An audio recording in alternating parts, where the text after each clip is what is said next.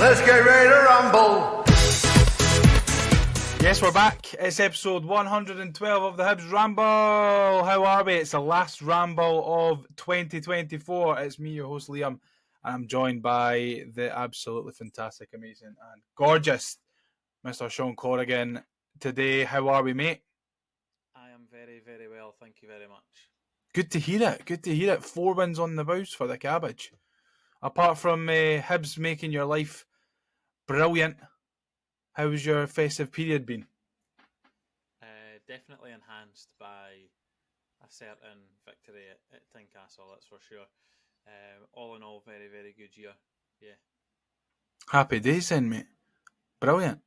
I feel like a few weeks ago we probably would have been looking at the end of 2024 and been like, oh, fucking good riddance to this year, man. What a shambles. But it's amazing what 4 wins on the bounce can do for your mindset and your confidence. We all say that we try not to let this football team dictate how we feel and our mood and stuff, but there's no helping it sometimes. Can't help it at all. Let's let ourselves get carried away as well. Just before we talk on at the football, we're talking off air about Squid Game. Have you watched any of the new season, Shaun? I've not watched any of the new season, no. Watched the first season. Good. I enjoyed it. Not the best Asian TV show that I've watched. I was going to say Korean, but Alice in Borderland is Japanese, so yeah, no, very, very good. That's a lot better, and looking forward to the new season, although the reviews haven't been too great. Of Squid Game? The new season, yeah. Well, we're like halfway through it at the moment. And it took me a wee while because the last one came out so long ago. It kind of took me a wee while to kind of get my head around what actually was happening again and what happened in the last season, because it was difficult enough to think back, because obviously you watch it with the subtitles on. So sometimes you're too busy reading the subtitles to figure out what's actually going on the screen. A little bit confusing, but that's what the recaps are for. I'm enjoying it. I like it. I really do like it, Shaun, and I thought you would be proud of me for saying that I like it. I'm probably more happy that you said that you watch it with the subtitles. Yeah, see, like things that are dubbed over, that does my tits in so bad. Like I can't watch that. Like if someone's mouth. Watch dubbed, but not live action. No way. Aye, well, I mean, what, like anime stuff?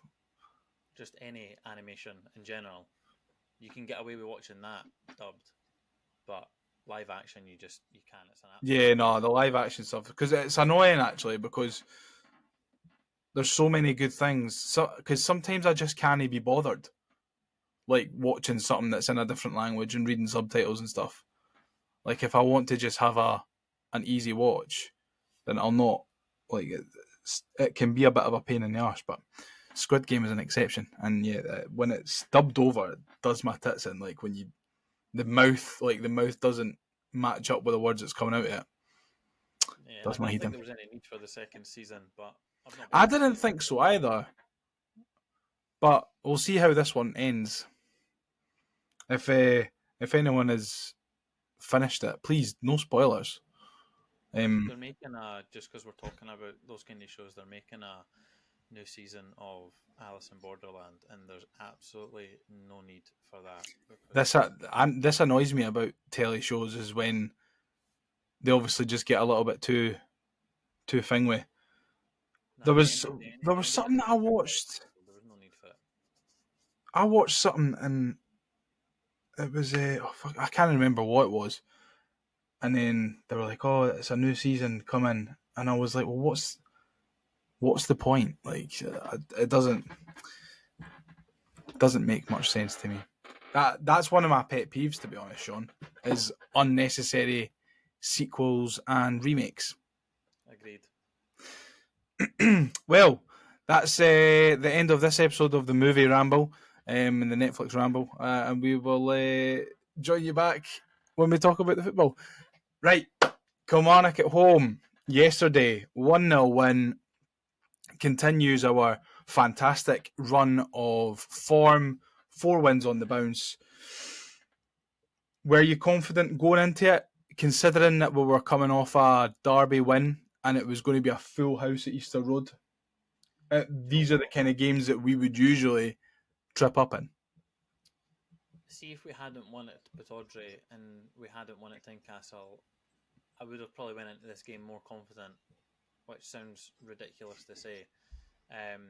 It would have been very Hibs of us to drop points or lose yesterday in typical Hibs fashion.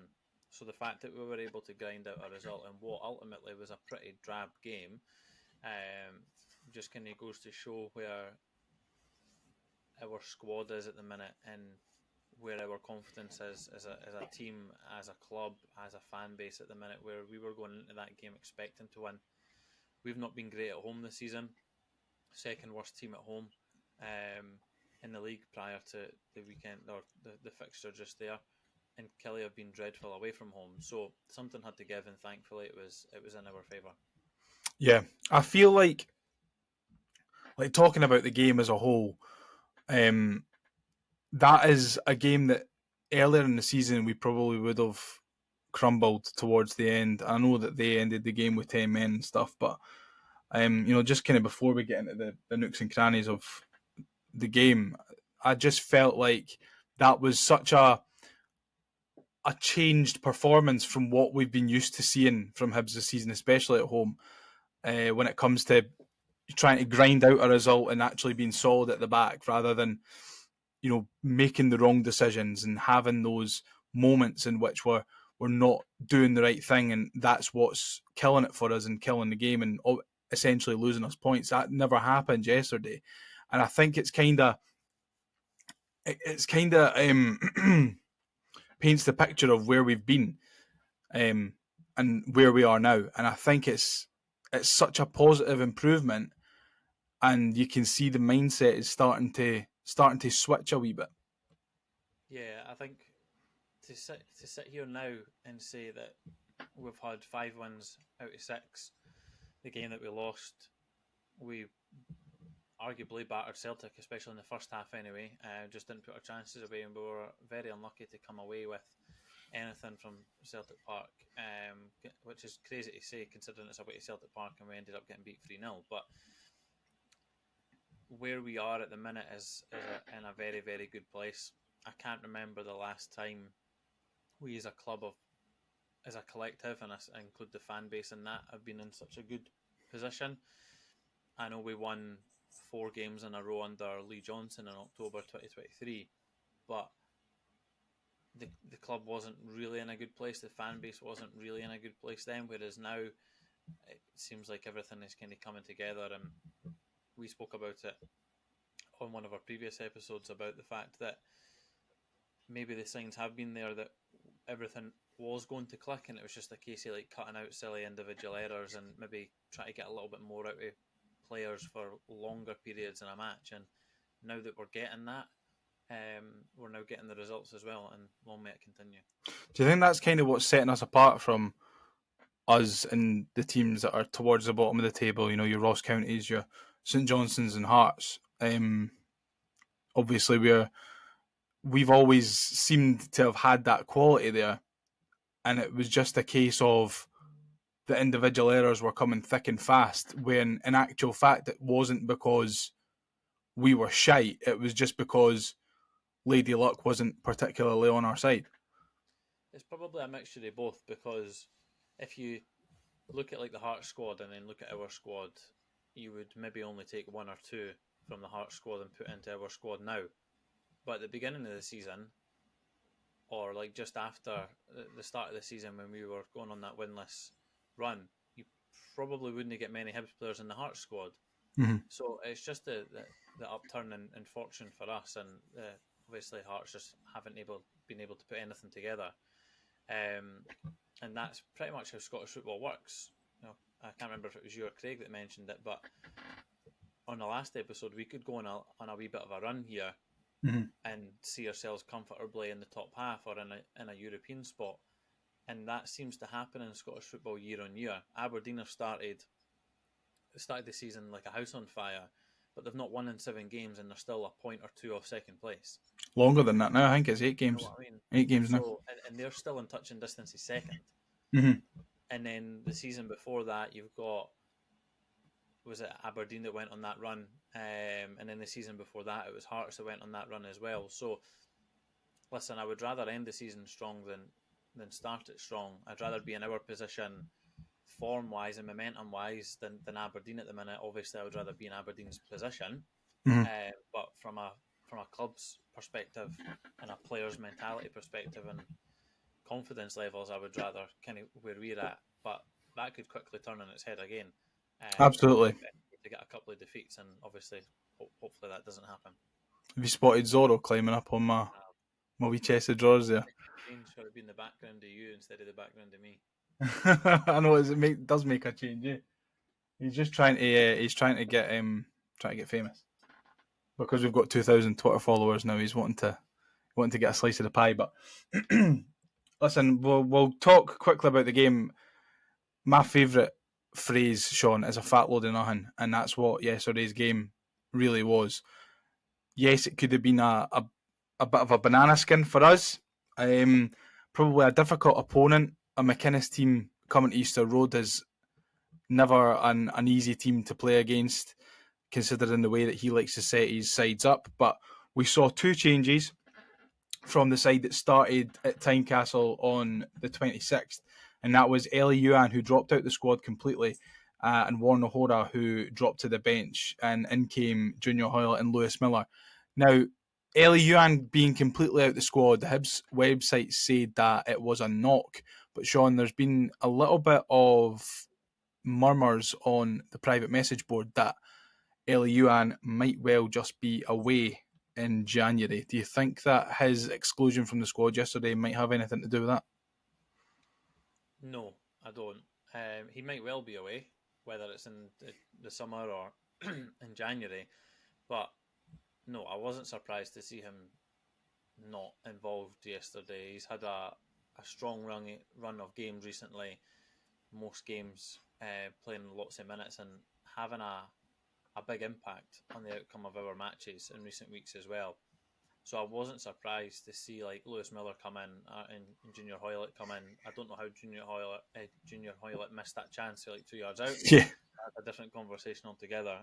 I wasn't surprised to see the changes because albeit we are on this little bit of a run at the minute and you kind of want to pick the same side, it gets to the point where at this time of year where it's game after game after game, you kind of need to try and rest where possible. And you're going to stand yourself a better chance of resting at home against Kilmarnock than you are away to Aberdeen or away to Hearts. So we've obviously got St Johnstone next. Will the full squad maybe be utilised again? Probably. I can't see it being the same starting 11 as it was at Aberdeen and Hearts away to St Johnstone because if you look at their circumstances, they're now bottom of the table, struggling to get goals and struggling to pick up points. So it wouldn't surprise me if anyone that has a little knock here or there is maybe just rested again or at least on the bench. And Elian's maybe deserved that one game off. Yeah, well, I mean, I certainly hope that it's not because he's away, but I was having this conversation in the group chat last night that if it is the case and he is to leave, that's Elian is probably the one player in the squad that I really don't want to go. But if you look at his situation and his career as a whole, if I was him, I wouldn't be signing a new deal at Hibs. I would be looking to get a move this window or the next window. And then I think his contract runs out next summer. Summer 26. The thing is, see with Elian, we will demand a higher fee now for him purely because it's January. Even if his form wasn't on an upward trajectory, we would be demanding a bigger fee in January than we would in the summer. Because January is notoriously a hard window to replace players, and you will normally see players go for an inflated fee in January. So if he does go, then I would fully expect us to be, getting close to 3 million plus. And the only reason I say that is because in the summer we rejected a 2.2 or a 2.3 or 2.5 million bid. So the club clearly value him higher than that, and that was in the summer before everything that had happened. His form then dipped, but then he's on an upward trajectory again. So if we're then going to sell him, I would be very surprised if it was for anything less than the bid that we rejected for in the summer. Mm-hmm. And just in terms of whether he's going or not, do you think David Gray maybe would be a little bit more comfortable to see him go because of the system that he's been playing the last few weeks? Eliuan isn't an out-and-out striker, and that's where he's been pigeonholed into, alongside Martin Boyle in that front two, where the 10 playing as a bit of a Bobby Firmino false 9. Do you think that maybe David Gray would be a little bit more comfortable to let him go if it meant that we could replace him with someone who's a little bit more suited to that advanced attacking central attacker role? I don't think any manager would be happy with getting rid of one of their best players at any point, whether it's January or the summer. You could argue that Martin Boyle has, over the years, slowly been pigeonholed into a striking position rather than a wider position as well. So when Eliuan first came to the club, we couldn't really get too much itching out of him, and then we played him through the middle, and he was frightening. Yeah, That's where his goal celebration came from, and that's where kind of the love between him and the fans came from as well. So yes, he might be playing that position just now, but what I've noticed a lot is when he is in that position, he's either dropping into the 10 or dropping wide anyway, or both the strikers are dropping wide and allowing the 10, whether it be Hoylett or Campbell, to come through the middle and then create a front three anyway.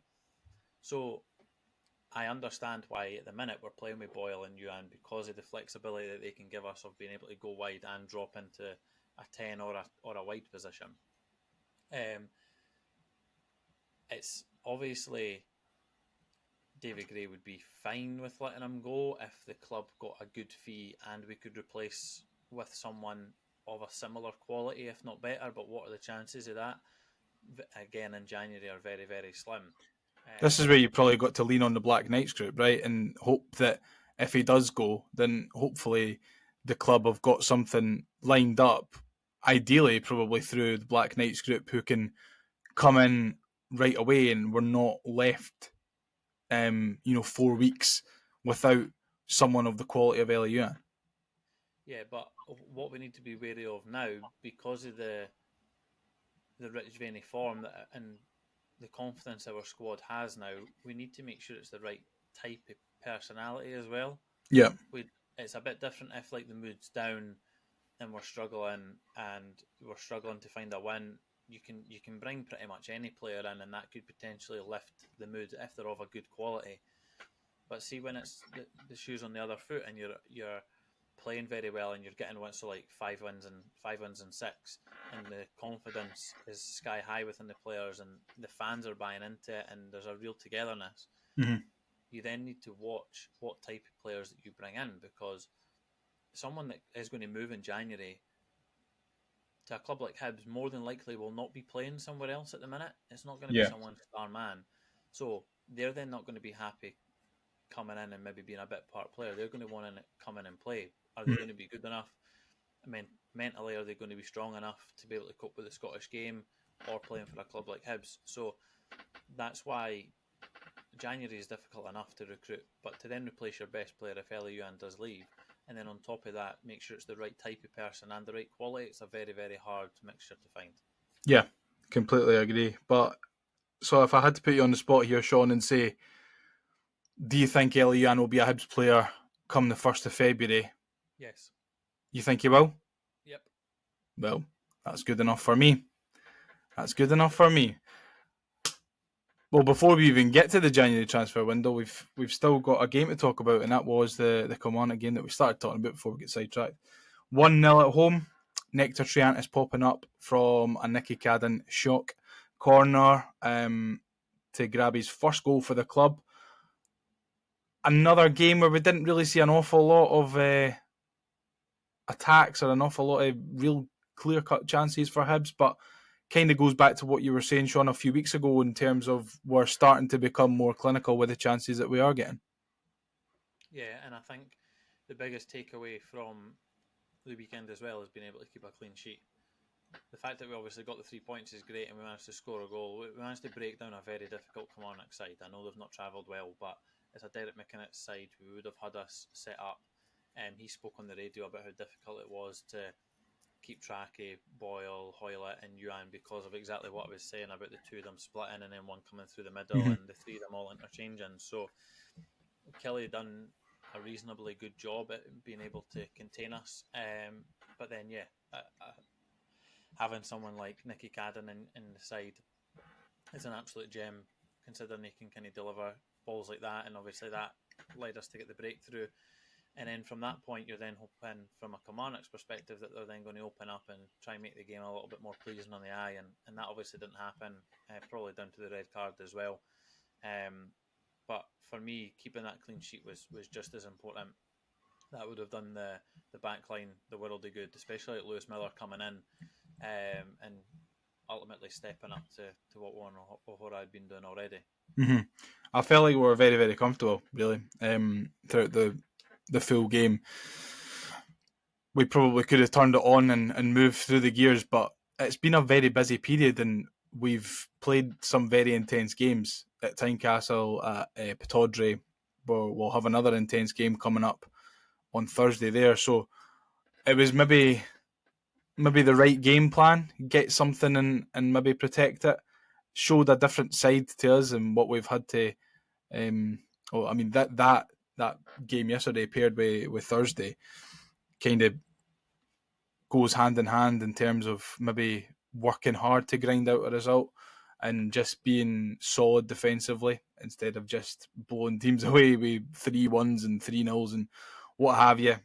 Kind of showed a different side of our skill set that we've got within the squad at the moment. But I was happy. I was happy with what I saw. I wasn't particularly entertained, but that doesn't mean that I wasn't happy with the performance and what I saw. It's just one of them. Not an awful lot to talk about. Danny Armstrong's red card was the only really other talking point in the game. First challenge, it's a booking. The second challenge for me, it's a booking.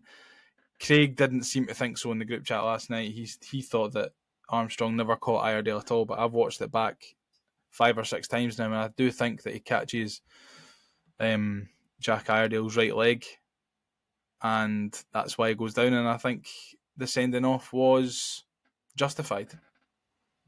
If it was on the other foot, I would probably be very, very frustrated.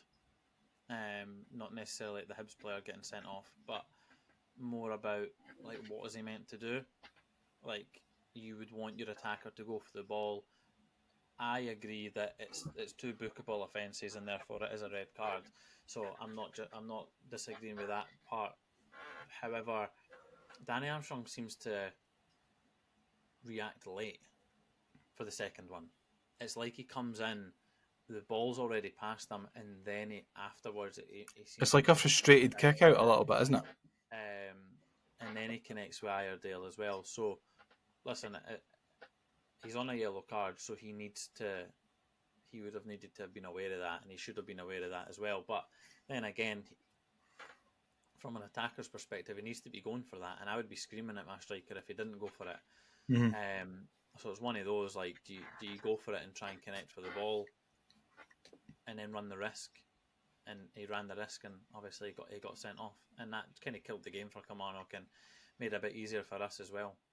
Yeah, it took all the intensity really out of Kilmarnock's attacking play, and actually it was the only time throughout the game that I felt like they were going to threaten. The ball obviously comes in from wide left. I think it's Fraser Murray who has the initial shot, forces a half decent save from Smith, who had really fuck all to do apart from change ends at half time. And then Iredale was there to mop it up, and that was really the only time that I thought, oh, we could be in trouble conceding a goal here, and we didn't, and Danny Armstrong gets sent off, so happy days for us. Derek McInnes, this is kind of going off the game a little bit, but he was talking in his post-match I saw on the BBC about VAR and all the rest of it. I think that it's mental, to be honest, Shaun, that they're not allowed to check second yellows that lead to red cards. I get that they don't check for yellow cards, but a yellow card that's leading to a red card seems like it's a bit of a game-changing decision that should really be able to be looked at by VAR. No? But then technically, it's still a second yellow card, so it's still a second bookable offence. So if you're checking the second one, why can you not then check the first one? Because ultimately you're checking the same thing. It's not the SFA's or the governing bodies or the referee's fault that that player hasn't been able to manage the game correctly. If they're already on a yellow card, they should know that they need to then run the risk of, if they want to play on the edge, then that's fine. But they need to be aware that they're already on a yellow card. If you start checking everyone's second yellow card, You've got to check the first ones as well. Everyone first one, because the first one might be soft. It might be kicking the ball away. It might be when someone comes to go for a throw and you just roll it down by their side, and it could be time wasting, or it could be the first yellow card might then actually end up being incorrect and should have never been given. Yeah. But then the second one might be an absolute blatant yellow card, but not enough to be a red on its own. So it's like, where do you find that balance? I completely understand why it is the way that it is, and I have absolutely no issues with it. Yeah, I mean, you can kind of understand why McInnes is frustrated. I mean, he obviously felt that it wasn't a second yellow or maybe even a first yellow, but you know, they've had 8 players sent off this season, so yeah, that's a ridiculous stat, by the way. I heard that on the radio on the way home. 8 players sent off so far this season. We're not even in 2025. He should just manage his squad better than that. Do you know what Yeah. I mean? So you know the rules. Or I know we go on and on and on about VAR not being used correctly and the officiating in Scotland being like at probably an all-time low. I feel like we say that every year, and that may well be the case. I don't know all the 8 individual red cards that they've received, so I don't know how many of them are justified or not. Off the top of my head, I think 2 of them are maybe not justified from what I can remember. But at the same time, we need to try and trust the process and make sure that our officiators are going to start getting things right, whether it be on the pitch or in the VAR room. Yeah, no, you're completely right. And we can't touch on yesterday without touching on happenings up in Dingwall. Our pals for across the city were a couple of goals up, heading into the end of the game, into the 97th minute, and they concede 2 late goals, Shaun. It's a wee bit funny. I know we don't really like to talk about anything else other than Hibs, any other teams other than Hibs, but it's pretty funny. It's funny, yeah, when it doesn't happen to you for once. And do you know what? I don't like the term jam bottled. I would rather we just kept the term Hibs it and just I've not seen anyone saying jam bottled. We earned that saying, and we earned that phrase. So therefore, other clubs should be whipped by it as well. Hibs it TM, we registered trademark in the corner. Take that, but no, it was pretty funny. There was an almighty cheer that went up as me and my dad were leaving the game last night. We're walking back down towards the car, and I checked because I didn't know what it was.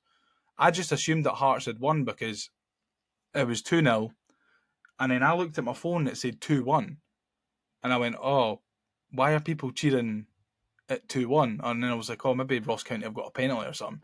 And then I dragged it down to refresh it, and then it came up 2-2, 97 and 99. Oh, what a sickener. Oh, what a shame. Couldn't happen at a nicer club. You know what made it even better? They thought they had a penalty. James Wilson had the ball in his hands for about 5 minutes, ready to score or try and score his hat-trick, which, by the way, would have been the first hat-trick in the top flight for 14 months or something ridiculous like that, they said on the radio. Really? Yeah, don't quote me on that, but they were well over a year since there's been a hat-trick in the top flight. Anyway, so he was ready to take it. It then got pulled back for a free kick, which they then didn't score from. Blair Spittle later on. Well, they did score, but it was not from that free kick, not from the resulting free kick though. Later I thought it was. I watched the highlights and it looked like the free kick that they scored from was from the same position. Yeah. It was later on. Blair Spittle takes a free kick. Liam Boyce is then thinks he scored his first goal in about 13 years, and then that gets chopped off as well, and then that happens. So it couldn't have happened to a better bunch of lads, and I hope the trip back down for Dingwall was absolutely brilliant. It's quite funny, and I don't know if he listens, but Budgie on Twitter will be delighted that Josh Nisbet scored as well. He was coining all season last season for us to get Josh Nisbet over to Hibs, but he ended up at Ross County. So if you're listening, Budgie, I hope you enjoyed that one. But on to more pressing matters. Our first game of 2025, Shaun, is on Thursday. We take the trip up to Perth to play St Johnstone, who are rock bottom of the table, who have not won a game since, let me just pull it up, they've not won a game since the 23rd of November. And funnily enough, that was at home against Kilmarnock, 1-0, and Kilmarnock had a man sent off. Wow. How weird's that? So since then, they have played Rangers, Aberdeen, St Mirren, Hearts, Dundee United, and Celtic. And in those games, they've picked up only 1 point, and that was at Pittodrie against Aberdeen at the start of December. So they are due a win. We have a massive chance to go and make it 5 wins on the bounce and 6 wins in 7. How do you see this one playing out, considering that before the derby, ideally we probably would have liked to have taken 4 points from Kilmarnock and Hearts, and then so you would have liked to have taken 7, ideally, from Hearts, Kilmarnock, and St Johnstone. But now that we've already got 6, are we looking to make it 9 out of 9? Yeah, I said this in the chat yesterday. Like one of my mates, and I agree. Like it would have been very Hibs of us to have dropped points or get beat yesterday in what we would then deem as a winnable game, considering we've won away to Pittodrie and won away to Tynecastle. But now that we have won those 2 and then we've beaten Kilmarnock at home, if you look at the 2 teams on the whole and analyse both teams, it doesn't matter. Like that's 3 points that we should be getting. It's not let's take 3 from 12. 9 from 12, or let's try and take 10 from 12, or 6 from 9, or whatever it is. Like we need to take each game as it comes. Like I said this to you the other week when you were like, "Oh, let's get the passports out. We're on our way to third." And I was like, "Right, well, let's just get through Kilmarnock and St Johnstone, and then at that point, if we've won those games, then we can maybe start to get a wee bit more excited with ourselves because we're 10 points off bottom, but we're also 10 points off third." Yeah. So if we can beat St Johnstone and teams around us can drop points again, so Kilmarnock, Dundee, St Mirren, if they can start to drop more points, then we can then continue to start looking upwards instead of downwards. Obviously, we then play Rangers after that as well, but just looking at the St Johnstone game, on the face of it, where we are and where they're at, when they are, I'm really, really thankful that there's not a January break, because I couldn't think of anything worse in now having a January break for 3 weeks, 4 And weeks. that momentum just being absolutely halted. Yeah, exactly. Whereas now we're in a really good place, and you want to keep that going. Absolutely, and I think that it is a very winnable game. St Johnstone, obviously bottom of the table, they're not pulling up trees at all so far this season. They're 3 points adrift behind Hearts. They've not been great. Our first win of the season came against them at home, and this will be our second game against them, right? So we're hoping to make it 2 wins out of 2 against St Johnstone.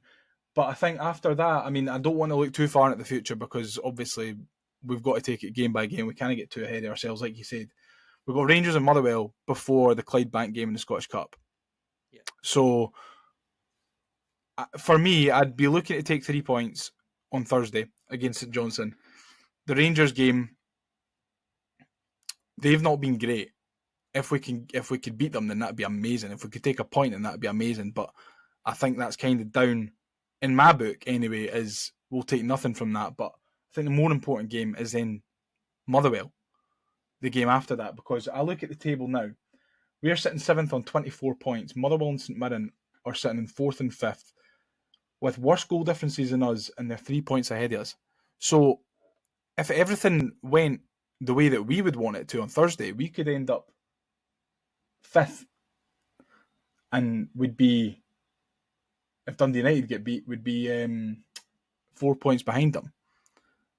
So, and I know that this is all if buts and maybes, and you never know what's going to happen, and the chances are St Mirren, Dundee United, and Motherwell will all win, and we'll get beat, and then we'll have to talk about clawing back another deficit of points. But on the face of it, Shaun, considering that we were so bad for so long, it's incredible that we're still so close to those teams that are above us. Yeah, it just goes back to what we were saying earlier on about Aberdeen not winning in 7 or 8, and they're still a point off second, and how close it is as well. And obviously Dundee United beat them in the last fixture as well. So it's more about one game at a time, take what we have in front of us, keep ticking over, and just see where we end up. Especially considering where we were 5 or 6 games ago, and where we were as a club 5 or 6 games ago.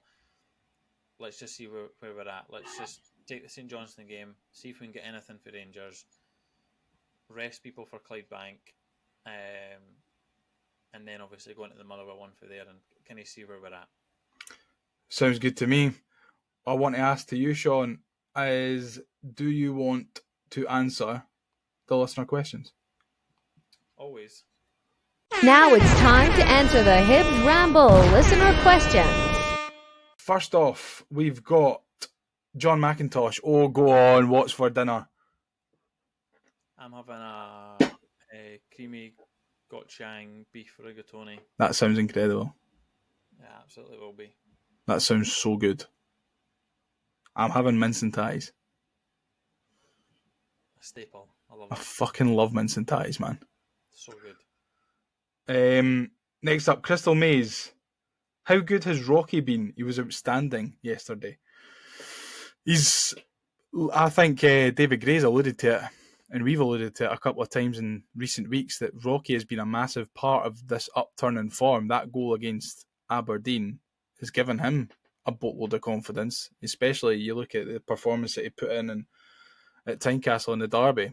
I thought he was good again yesterday. Didn't really have an awful lot to do, Shaun, but what he did have to do, he dealt with professionally and calmly, and at the end of the day, we got 3 points and a clean sheet, so no one can have been that bad. Yeah, I think we're starting to see a little bit more consistency from him, and I think a lot of it is confidence based. I think, when you're on that pitch, especially at Easter Road, if you're not feeling it, or you're maybe not in a good vein of form, you do struggle, and that happens for a lot of players at Hibs. But at the minute, Rocky's in a very good place mentally.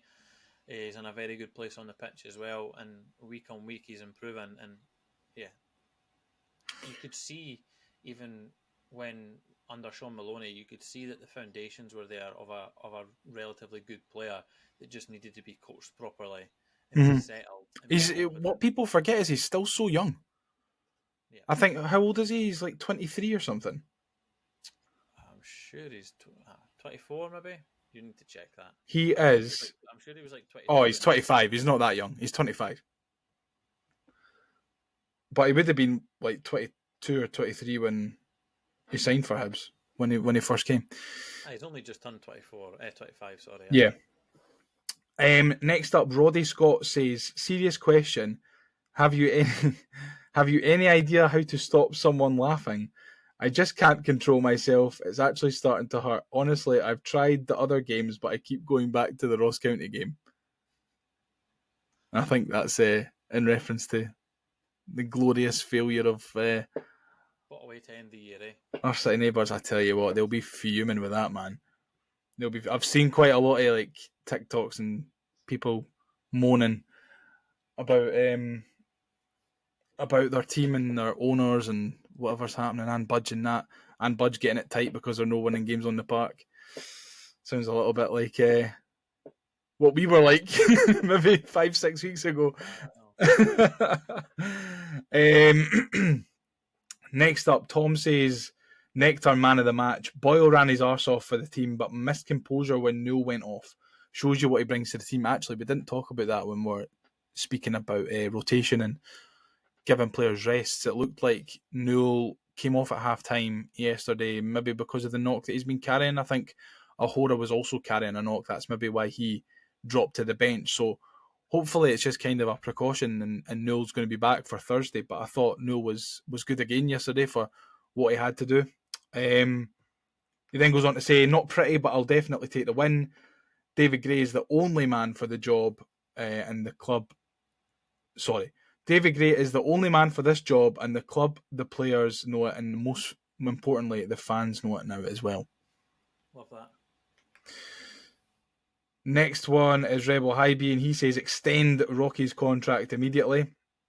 He's not going to be doing himself any harm with the performances that he's been putting in since Aberdeen 3-3. So if he keeps going the way he's going, I can see it happening, absolutely. Yeah, Ken absolutely loves Rocky. Yeah, he does, hey. And finally, Big Bread Bins says, no question, just Nicky Cadden. And I feel like we've been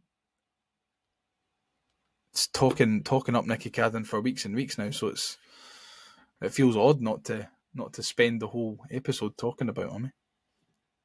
He's been great though. I mean, his deliveries from dead balls is just, it's incredible, second to none. I mean, it's just really good. I'm just so delighted that we've got someone that can actually deliver a ball. That's, for me, is the most important thing. Mm-hmm. I think the fact that we didn't have a set expectation of what he was going to bring has probably enhanced his reputation.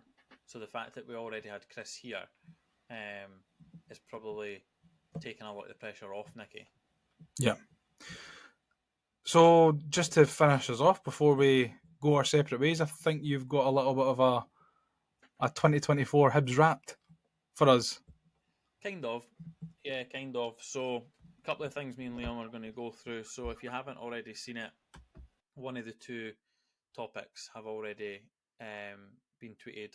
So last night we tweeted out asking for certain things that had happened Hibs related for 2024 and to provide us with our answers. So we'll go, me and Liam will go through our answers for that. And then what we're going to do is we're going to go through and give our Hibs 11 of the year. And the tweet for that will probably come out in and around the same time as this episode.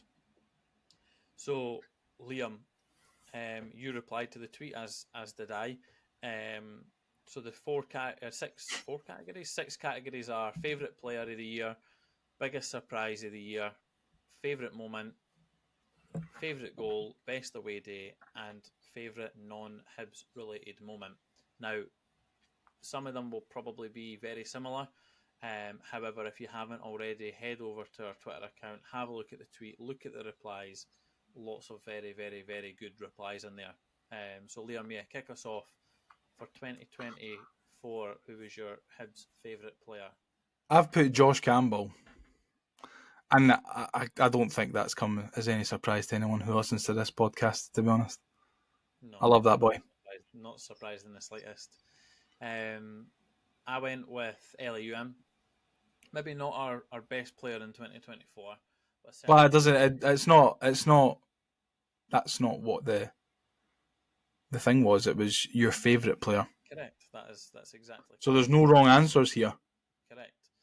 I was just going to give justification, but whatever, Liam. Might have not been our best player, but certainly provided us with lots of content, lots of good content as well, and ultimately one of our better players in the year of 2024, and he delivered again numbers-wise. So yeah. What about your biggest surprise? My biggest surprise, I went for Jack Iredale, and because this is surprising in a good way, when he signed on deadline day, I was like, who on earth is that? It didn't come with glowing recommendations from Bolton. Didn't seem like a player that we were after. Seemed a little bit like a panic buy. I expected absolutely nothing from him. I didn't really expect him to play an awful lot, but he's come in and he has been absolutely fantastic, and he's been a proper rock at the back in that back three. He's been an absolute staple as to how successful we've been with this system, and I'm very, very happy that he's at us and he's doing as well as he is. And it was a big surprise to me because I expected absolutely fuck all when we signed him. Which shows you what I know. Shows you why I'm not a football scout. And my biggest surprise was Nicky Cadden, who will probably go on to win Player of the Year if he continues the rate that he's probably. on at the minute. The next category was your favourite Hibs-related moment. I've gone with Ellie Ewan's corner flag shenanigans. And this is at Pittodrie and Tynecastle. I'm actually quite disappointed he never did it yesterday. He never came onto the park yesterday and mucked about with the corner flags at Easter Road. But no, good patter from Ellie Ewan. And I think it was made even funnier by the fact that Hearts fans were saying, I can't be bothered Ellie Ewan coming to Tynecastle on Boxing Day and fucking about with the flag, and he actually did it. Exactly what he done. Yeah, I thought that was very funny. Good patter from Ellie Ewan. Mine was the post-match derby celebration, so not necessarily once we'd left the stadium, but more about how long the celebrations went on for in the stadium. Normally, when we win at Tynecastle, it's 5-10 minutes. Players come over, give us a wee clap, we cheer, we dance, and then that's pretty much it. It felt like after that victory, the players just didn't want to turn around and go back to the changing room. Like it felt like they could have just stayed there for hours on end, and I think it ended up being about half an hour, 40 minutes. It's incredible. Anyone turned round, so yeah, that's what Craig put as well for his moment of the year. He put ripping the pish at Tiny for ages. Yeah, good. This might be an easy one for both of us, but my favourite goal certainly was Dwight Gale's. Yeah, I don't think you can argue with that. I put all of them because I couldn't pick one, and I was like, everyone's going to be picking Dwight Gale's one. So I want to be a little bit different, but there's not many goals that I can think of that we scored in 2024 that were that great. Maybe Marcondes' free kick against St Johnstone, but in terms of the favourite one that I've seen, I think I'm going to have to go Josh Campbell in the derby. Mine was Dwight Gale's as well, just obviously everything that surrounds it. So it's quite, I was going to say quite annoying that a lot of the answers are Hearts related, but why would we be surprised? It's normally the highlight of our season. Well, they would be exactly the same. If you were asking name the questions and they'd beaten us, then that would be exactly the same. It's just the nature of rivalry, Shaun. Your favourite away day? Mine's was Tynecastle, but that goes without saying. But Tynecastle was great, but I said if I'm allowed to pick one from last season, then Inverness in the Cup, because as a full day, me and Mark had an awful lot of fun that day. Started at like 8 o'clock in the morning, and then by the time we got back to Edinburgh, we were still bevying on, because we went on the megabus, so we were bevying on the megabus on the way up, bevying when we got to Inverness, and then had a few bevies after, bevied on the bus back home, and then we went out after. We went out into the town after.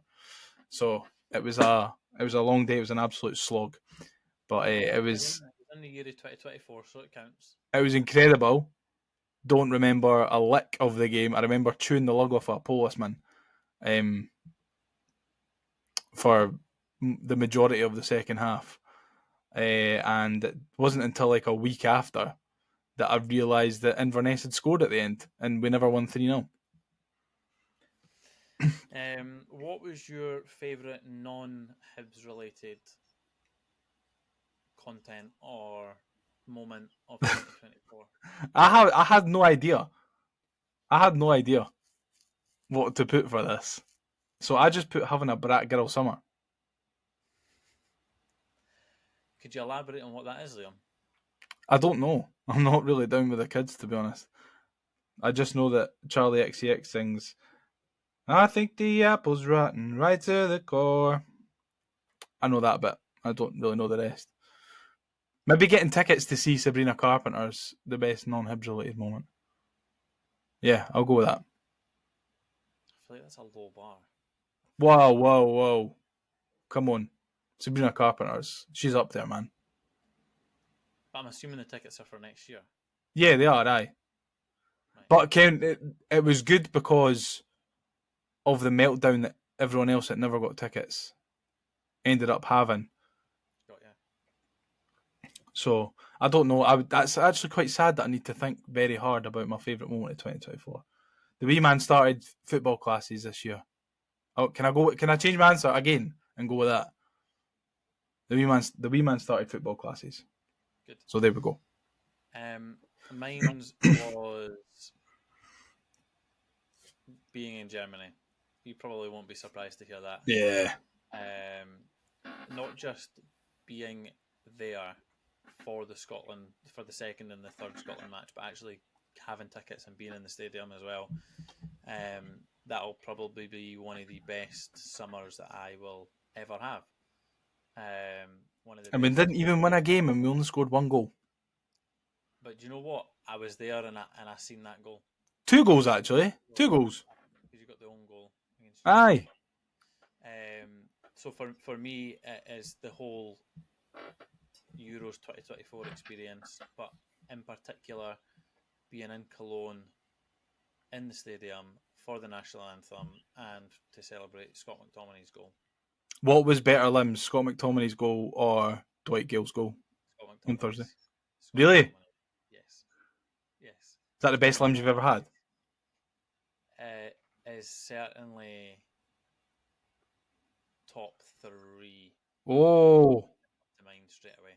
What's the other 2?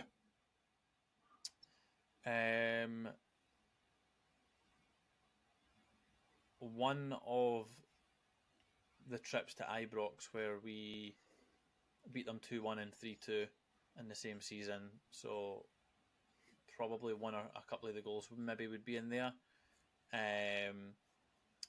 Horgan's at Tynecastle is up there. That comes to mind. Lee Griffiths' and Ross Codwell's goal at Tyney, they spring to mind. Mm-hmm. They would all be in contention, but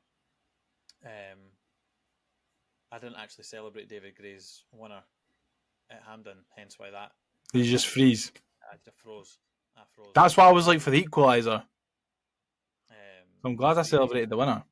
Scott McTominay's is up there. Do you know what else is up there non-Hibs related? Scott McTominay's against Israel at Hampden. Oh, was that 2024? That seems like it was ages ago. I'm just talking just generally. Oh, right, aye. The one that was right at the end, and Ali McCoy was on the comms and he was going, "Wah!" Yeah. So Scott McTominay's goal in Cologne, probably one of, if not the greatest limbs that I've Came one of the best limbs that I've had was Kevin Nisbet at Ibrox when we scored right after they'd equalised. And I think Porteous scored the opener for us that night, and we got beat 3-2 or something. Yeah. But when Kevin Nisbet scored right after they'd scored, that was one of the most limbs celebration that I've seen. That was incredible. We gave it the Limbs Award. Yes, we did. Yes, we did. Right, lastly, Liam, we gave ourselves, and this is the second related content that will be coming out probably around the same time this episode, is your Hibs starting 11 of 2024. So we'll just go through each position and we'll see what we've got, see if there's any differences. Tell me what your formation is first. My formation is a 3-4-3. What's yours? Mine's is a 5-3-2. 3-5-2. Cool. So we shouldn't be too far off then. Who do you have in goals? David Marshall. Same. Best of a bad bunch, IMO. Yeah. Don't get me wrong. Smith's doing not too bad in goals at the minute, but I think I would rather David. You know Jordan Smith, and I hate to say anything bad about him because I think he's come in and he's done a really good job. But see the way that he saves and he throws the ball. It looks as if he's never played in goal before, but he's just really good at being a goalie. Do you know what I mean? Like the way that he moves, like the way that he was throwing the ball in that yesterday, I was just like, "Are you sure that you're a goalie?" Ken, one of the guys that you had at school who was like a fullback, but he was just incredibly good in goals. Never wanted to play in goals. Who did you have in the fullback positions, considering you've got 5 at the back? So right wing back, I've got Chris Cadden, and left wing back, I've got Nicholas Cadden. Yeah, goes without saying. I was slightly toyed between putting Lewis Miller in instead of Chris Cadden, but Lewis Miller's downturn in form in 2024 hasn't been pleasing to see, and the last time he was The Ramble effect. the last time he was consistently decent for us was at the end of 2023, not in 2024. So True. Yeah, fairs. Do you think Jordan Obita is unfortunate to miss out on the? Yes, yeah, I think he is, but I think for the impact that Nicholas Cadden has made since he came in and the goals that he's produced and the goals that he's scored, I think it outweighs Jordan Obita's performance, especially in the first half of this season. I don't think Jordan Obita was particularly great, and Nicky Cadden's come in and he's made that position his own. And if Jordan Obita wants to get back in the team, he's going to have to get that shirt off of Nicky Cadden. I think it's going to be pretty difficult. Yeah. What's your centre 3 pairing? Because I think we might have a different 3 here. We probably do. My back 3 is Jack Iredale, Marvin Ekpiteta, and Paul Hanlon. So I've got Warren O'Hora in there instead of Ekpiteta. I've got Iredale and Hanlon. Rocky's obviously unlucky to miss out for both of us, but I had Rocky first. I had Iredale, Ekpiteta, and Rocky first, and then I thought about it a bit more, and I thought, who would I rather have in next to Iredale and Ekpiteta, Rocky or Hanlon? And that's not a slight on Rocky at all, but I would have loved to have seen Hanlon in this back 3 because I still think he had a year or two in him. Yeah, I think whenever he was called upon last season, he done well, and he very rarely got called upon, especially in 2024. But when he did, he played well. So that's kind of why I've included him. What's your? I'm assuming 3 in midfield then. Yeah, so I've got a triangle. So I've got 2 sitters and a 10. So I've got Joe Newell, Josh Campbell, and Emiliano Marcondes as my 3 in midfield. Interesting.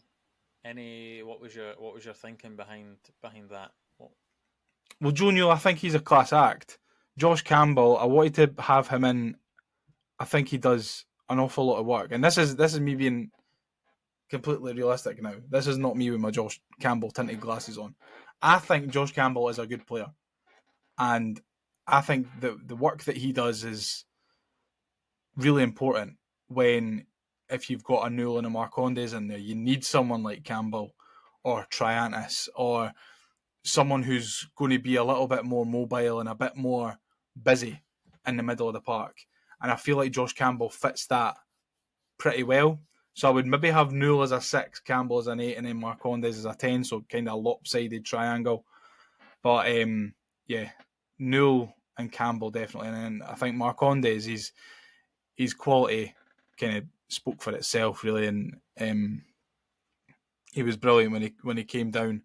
When he came up for Bournemouth, and you could just see that he was kind of head and shoulders above the rest. I know towards the end of the season we were all kind of moaning at him that he's not as good as he thinks he is, but I mean, he is. He's very good. He's a very good soccer player. Do you think he'll be remembered as one of those players that maybe just didn't do as well as we maybe expected them to do, and there was maybe too high an expectation set on him? I don't know. I think maybe people will just remember him as a floppy-haired Stevie Malin. Or another Jackson Irvine. Yeah. Actually, I think the Jackson Irvine shout is massive. To be honest, there. I mean, I didn't really know anything about Emiliano Marcondes when he came up the road, but from the videos and highlight reels that we saw of him, it looked like he was going to be a serious player. And I think that people don't really quite understand how long it will take for a player like that, because he was just coming off the back of a bad injury as well, wasn't he? So I don't think people really realise that how long it takes for a player to get back to his best. And I think he's playing pretty regularly for Norwich at the moment.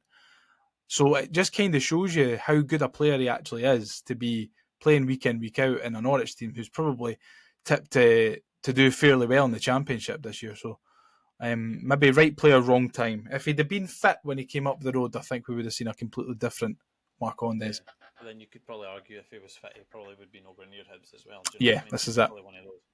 I was a big Marcondes fan, but he doesn't make my 11 probably more because of probably who I've got in there, but more to do with the shape as well. I've actually not included Josh Campbell. He's a huge miss from mine, which is a shame, but I'm sure you'll understand when I tell you who my front three are. Is it McCurdy? Have you got McCurdy in there? Has McCurdy played 90 minutes in 2024? Has he played 90 minutes for Hibs? I was thinking about this really for yesterday when I saw him warming up. I thought, is it a shame for Harry McCurdy? Because he came up here with all that promise and he never really got a chance under Johnson. Was it Johnson that signed him? It was, eh? He never really got a chance under Johnson. He never got a chance under Montgomery. Got punted back out to Swindon on loan. No other chance under Gray. Have we ruined him? Have we ruined him? Or has he done it to himself? Maybe he just wasn't as good as we were hoping. I think if you're not getting a look in under three separate managers and you're getting no level of exposure under three separate managers, maybe the harsh reality is you need to have a look at yourself in regards to how maybe good you are rather than the opportunities that you've maybe not been given. Ultimately, to get a game at any level of football, you need to be performing week in, week out at training. So maybe his peers are just of a better standard. Think we'll see him away in January? Probably, yeah, probably. On loan or permanent? We'll probably try and get rid of him permanently, but again, you need people to want to take these types of players in. For however long he's been at Hibs, he's not produced anything. So I don't think he was actually that great when he went back down to Swindon either. I think he scored once. No, I think he scored in his first couple of games, and then that was it. But yes, my midfield two are Triantis and Newell. For me, obviously, you can't really look past Newell. Do I want a better level of player than Newell at Hibs? Yes, I do. But for what we have, he's obviously one of our better centre midfielders, and the team does look a lot worse without him. Now, Triantis has obviously came on to a real game this season. He was much better last season when he was in centre midfield as well, rather than centre half. But for me, it comes as no surprise that against Hearts, he tried this fancy flick around the halfway line, around the 40th minute mark. And it comes as no surprise to me that after that moment, his game started to tail off, and then that's when Hearts started to come into the game. I feel like whenever he's not playing well, we're not playing well as a team, and we don't have control of the match. Whereas those first 40 minutes of that Edinburgh derby, he was everywhere to be seen, and he was really good, and then therefore we were on top. So it comes as no surprise that when he tailed off, we tailed off. So I think that kind of is my rationale for having him in there. My front three, however, is Boyle, Mizian, and Eliuan. Yeah, well, my front two kind of mirrors what David Gray has been playing the last few weeks with the 5-3-2, and Marcondes maybe playing a little bit further forward in a false 9, advanced 10. So I've got Mizian and Eliuan either side of him. I was close to not having Martin Boyle in there, which you've not. I think Mizian and Yuan did more for me throughout the year than Martin Boyle did. I think I wasn't too sure. Martin Boyle's definitely scored more goals in 2024 than Ellie Yuan, but goals and assists, probably Ellie Yuan probably just shades it. I was toyed between the two. Do you not think for sheer impact in games as well, you'd rather have Eliuan on the part? If you could only choose one of them, I think I would rather Eliuan than Martin Boyle at this moment in time, anyway. Yeah, it depends on the circumstances within the game would then depend on who I would lean on. But I wanted to, because it was such a toss-up between the two for me, I wanted to make sure that I got both of them in, which is kind of why Josh Campbell isn't in there. And I guess when I looked at it, we would have rather have Martin Boyle or Josh Campbell, and that was an easy answer for me. So that's kind of why I went with that front three. But yeah, no mentioning Dwight Gale, Junior Hoylett. I don't think they've been here long enough to make a. Well, I say I don't think they've been here long enough, and I've got Jack Iredale, Nicky Cadden, and Marvin Ekpateta, who's been injured for about 10 years. You've got to remember it's across the year, so David Marshall and Paul Hanlon are in there, and they had the same amount of time at Hibs this calendar year than Junior Hoylett. A great point, Shaun. So keep an eye on that tweet being put out if it's not already out by the time this recording is out with you. Let us know who makes your Hibs 11 of 2024. Well, thanks very much for that. Thanks very much, Shaun. And thank you, most importantly, to yourselves, Ramblers, if you've got this far. This is our last Ramble of 2024. Incredible. So we'll be back after the St Johnstone game on the 2nd, and then I'll need to remind myself when the next game is. After that, I don't know if we go back to weekly Saturdays or if it's still kind of midweek Saturday. Well, it's been a bit. 2024 quiz in the new We will have a 2024 quiz when the rest of the cunts decide to show up. That's the main thing. But no, listen, thanks very much. If follow us on Twitter, on YouTube, on TikTok, on Instagram, on Facebook, on anywhere you can find us, we'll be at the Hibs Ramble. And all that's left for me to say is thanks very much and cheery bye. Let's get ready to rumble.